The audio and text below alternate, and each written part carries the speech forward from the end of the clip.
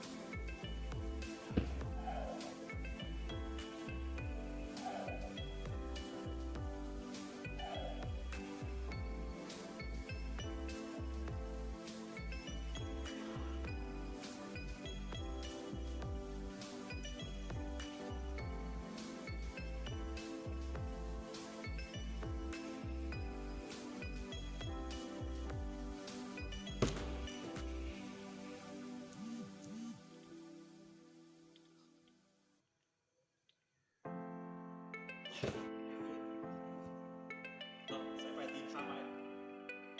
นี่